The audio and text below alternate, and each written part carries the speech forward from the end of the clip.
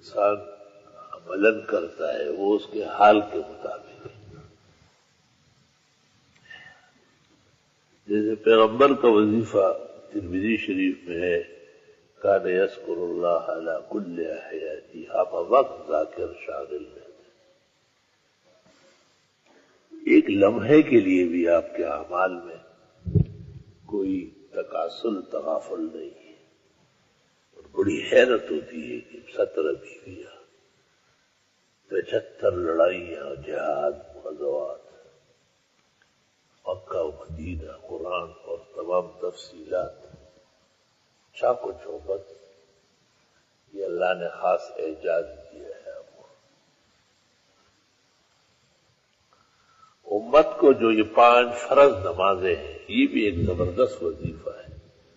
فجر سے شروع ہو کر رات تک، جسم پاک، کپڑے پاک، جگہ پاک، زبان پر اللہ کا ذکر، تکبیر، تبجیل، تحلیل، تقدیس.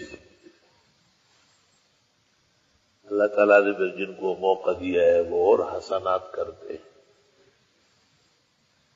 کچھ حسنات ایسی ہیں جو چلتے پھرتے اٹھتے بیٹھتے، جیسے مسجد داخل ہوتے وقت کلمہ ہے، طریقہ ہے، نکلتے وقت کلمہ ہے، طریقہ ہے، غارت خانہ جاتے ہوئے دعا ہے، واپس آتے ہوئے دعا ہے، جوتا پہنتے وقت، جوتا اتارتے وقت، سب سنتوں کا اتباع ہے. اوپر قدم رکھتے ہوئے اللہ اکبر، نیچے سبحان اللہ، ہموار زمین الحمدللہ الحمدللہ. یہ بڑی عجیب بات ہے کہ ایک وظیفہ دنیا میں ایسا ہے جو اللہ نے خود دیا ہے، اور وہ استغفار کا وظیفہ ہے. انہی آیات میں جو آج انفال کی پڑھی گئی، اللہ نے فرمایا ہے اللہ تعالیٰ ان کو عذاب نہیں دے گا.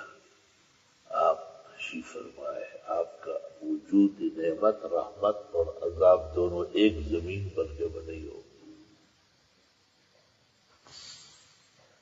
اور اللہ ان کو عذاب نہیں دے گا کیونکہ یہ استغفار کر رہا ہے.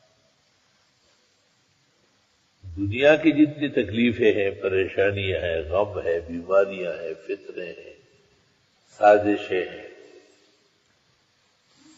چھوٹے بڑے گناہ ہیں، یہ سارے ملا کر اس کا ایک ہی نام ہو جائے گا، عذاب، خدا کی پکڑ، عذاب. تو فرمایا عذاب رک جائے گا استغفار کے ہوتے ہوئے. پھر جب عذاب رکتا ہے، بیماری جاتی ہے، تکلیفیں ختم ہوتی ہے، فتنے ٹلتے ہیں، تو پھر ضرورت ہوتی ہے بحالی کی. سورۃ ہود میں کہا ہے کہ استغفار کرو، صحت بحال ہو جائے گی، زندگی بہترین ہو جائے گی، تمام طاقت توانائی بحال کرو. پھر جب بلائیں بھی ٹل گئی، صحت اور عافیت بھی آ گئی، تو اب کچھ نعمتیں چاہیے، جیسے بخشش ہے، جنت ہے، دنیا میں مال ہے، بیٹے ہیں، بارشیں ہیں، آبادکاریاں ہیں، نہریں ہیں، چشمے ہیں. سورۃ نوح میں کہا فَقُلْتُ اسْتَغْفِرُوا رَبَّكُمْ. نوح علیہ السلام کہتے ہیں میں تو ان کو کہہ چکا ہوں استغفار کرو، یغفر لکم ذنوبکم، اللہ معاف کر دے. اور آسمان سے موسلادھار بارش بھیج دے،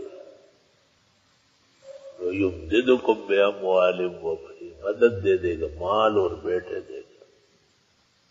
وَيَجْعَلْ لَكُمْ جَنَّاتٍ، اور دے دے گا تم کو باغات، نہریں، چشمے، دنیا میں اور آخرت میں جنتیں. وَيَجْعَلْ لَكُمْ أَنْهَارًا، تمہاری نہریں جاری ہو جائیں گی، تفسیر کی نہر، حدیث کی نہر، فقہ کی نہر، ناظرہ کی نہر، حفظ کی نہر، تجوید کی نہر، اعدادی اور دور حدیث تخصصات، پورے عالم میں آواز گونج، توحید کے چرچے، سنتوں کی اشاعت، رد شرک اور بدعت، رد رسم فاسد، رد ماحولیات قبیحہ، رد منکرات، تلقین المعروف والحسنات.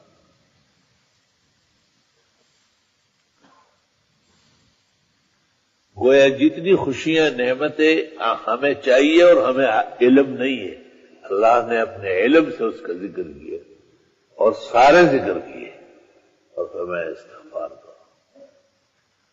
استغفار کے لیے تو فقہاء کہتے ہیں قبلہ رخ ہونا بھی ضروری نہیں، استغفار کے لیے کسی خاص ہیئت کی بھی حاجت نہیں، اٹھتے بیٹھتے آتے جاتے استغفار کر سکتے ہیں۔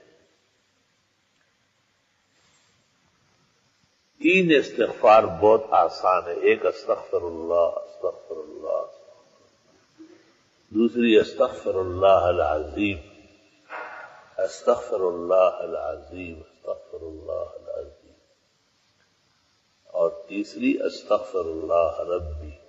ترمذی شریف میں عبد الرحمن اوزاعی محدث شام کہتے ہیں یہ بھی کافی ہے، استغفر اللہ ربی استغفر اللہ ربی استغفر اللہ ربی۔ یہ تو بچے بھی پڑھ سکتے ہیں، بوڑھے بھی پڑھ سکتے ہیں، بیمار بھی پڑھ سکتے ہیں، گاڑی چلاتے ہوئے بھی پڑھ سکتے ہیں، سائیکل اور موٹر سائیکل پر بھی پڑھا جا سکتا ہے۔ اس کے لیے تو کچھ پوزیشن بنانے کی ضرورت نہیں ہے، صرف منہ چلتے ہوئے اور غیرت اور ہمت مسلمانہ چاہیے بس، تاکہ فصل تیار ہوتی رہے۔